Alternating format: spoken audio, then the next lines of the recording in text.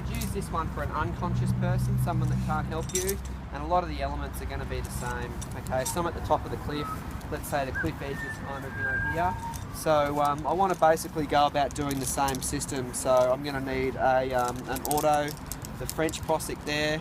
I'm going to need a rope grab further down, and then I'm going to need a backup knot. So I'll start with the rope grab. So I need a rope grab further down here. So 1, 2, 3 or 4 wraps. You know, I wouldn't do a French Prosic there. I do either the Klemhauerst or the Prosic. And I'm also going to tie a knot on there. If I don't tie a knot, I'm going to lose a lot of sort of, you know, advantage, or I'll lose a lot of active rope. So I've tied a knot really close to that there. I'm going to put a carabiner through that one. Okay, so my Z drag this time, rather than lowering the bite of rope all the way down to them, I'm going to clip it through my rope grab there. Okay, so if the edge of the cliff is here, if I can get my foot onto that and push that, the further away I can push that, the more sort of each haul, the more actual load I get to actually pull back up. So then coming back to here, I want to do my backup knot. Okay, there it is there, and I'm going to attach that into my anchor system on one side, do the carabiner up. I still need to put in my my auto lock here. Okay, so I don't know why that's knotted, but you know, if you get into the habit of doing the same things, you know, the same way all the time, so I'm going to put my carabiner into the anchor. I'm orientating it so it's the right way. I'm going to start with the knot down there, come up the front. I'm going to do at least 4 wraps. 1, 2, 3, 4, you know, 4 or 5. Coming back to the carabiner, I'm going to tie a knot there so it's, you know, fairly tight to start with. Clip that in. Okay, so I've got my auto, I've got my tied off belay device, I've got my French Prosic in a load capture, I've got my rope grab down here, just, you know, checking that I've, you know, done up all my systems, and the backup knots here. Okay, so that's my haul system. I'm ready to start hauling, so I'm going to undo my tied off belay device.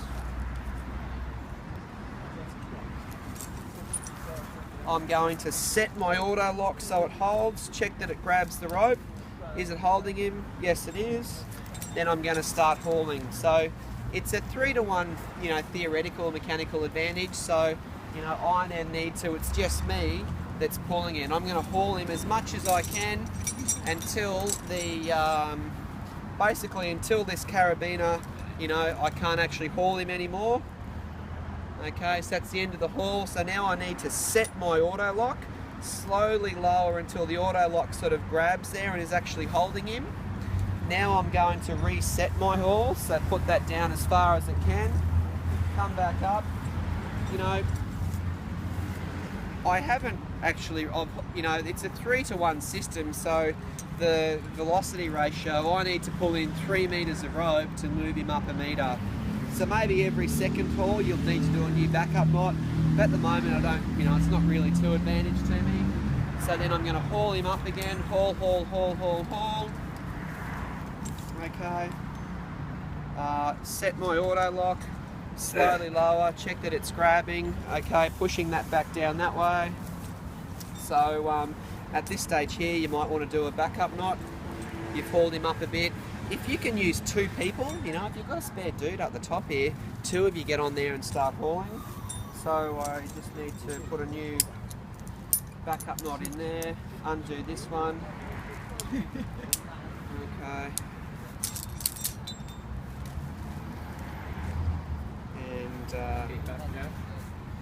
there we go. Okay, so again I might, you know, haul him to the top.